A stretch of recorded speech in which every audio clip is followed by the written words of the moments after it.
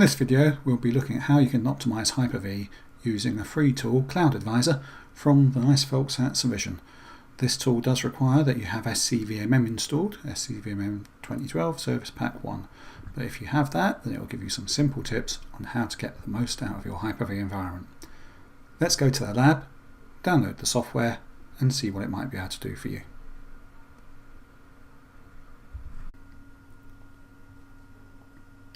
So here we are in the lab, and I visited Savision's website. If you go onto products, you'll see they make 3 products: the Excellent Live Maps, which gives you root cause analysis and a overview of what's happening in your SCOM environment without all of the noise.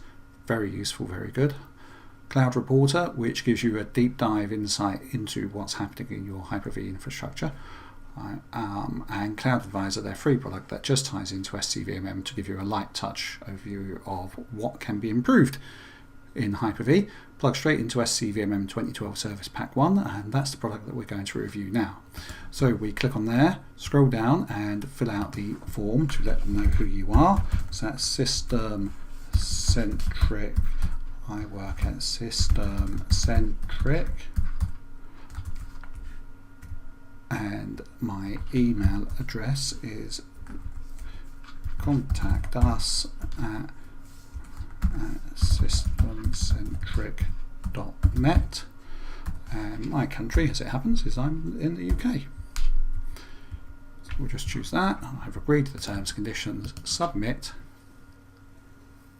and we can then download Cloud Advisor, save it on my desktop, and we'll just leave that downloading. Once the plugin is downloaded, it should be held on our desktop. So you can go there, right click, check properties, and see if the file is blocked and needs unblocking. Once the zip file is unlocked, we can simply log into our virtual machine manager console. Connect through to localhost. Once in the console, we can and console add-ins. We can then import a console add-in and browse to wherever we saved our download. I placed mine on the desktop.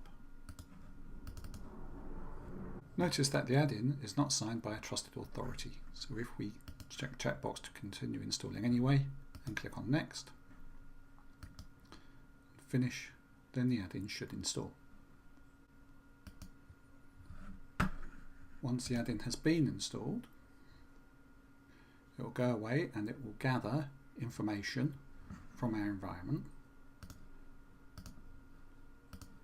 and we can then select tuning tips.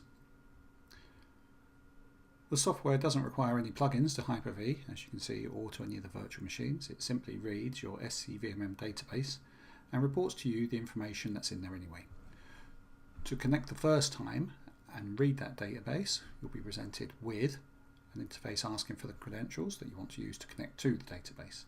So you can either use the ones that you're currently logged in with or specify SQL Server credentials. Notice it's up here in the top left hand window. So I'll just use the credentials that I'm logged in with, which should be fine to take me through to my database. It's loading all of the information, loading all of the virtual machines. So we'll be back when this is finished reading the SQL database. You can see that I have a lot of green items, but there are 52 machines that don't have dynamic memory enabled, and it will list for me the machines that is true for. So I don't, for example, have SQL using dynamic RAM. I don't believe that SQL necessarily benefits from dynamic RAM. This is a lab environment as well, by the way, so it's not exactly set up perfectly, but in a real environment you'll be able to see which of your virtual machines are not using dynamic RAM. Do they follow a recognised naming convention? No. To be fair, I don't think any of my machines in my lab follow a naming convention. Are the operating systems known for any of the virtual machines? As my virtual machines are not powered on in the lab, it cannot tell what operating system is installed. Hence the receiving that error. So obviously you need to understand about your turned off virtual machines. Equally, very useful, I didn't know which of my virtual machines had or didn't have checkpoints, and so I can see which ones checkpoints not recommended in a production environment, and so I can get rid of those checkpoints. You can see what the issue is and what they recommend to do. So delete unused, unnecessary snapshots.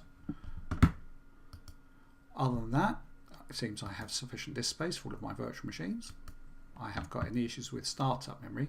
If there were, it would tell you that some of your virtual machines aren't using all of the RAM that you've assigned to startup, so you can save yourself some RAM. If you've applied any patches that require the guest services to be updated or installed, it will show you which ones are missing guest services, not necessarily the right level, but whether they're just missing at all. Anyway, very simple to download, very simple to install, and as you can see, within seconds, you can see what issues you may have in your environment. Thank you for watching, and we'll see you next time.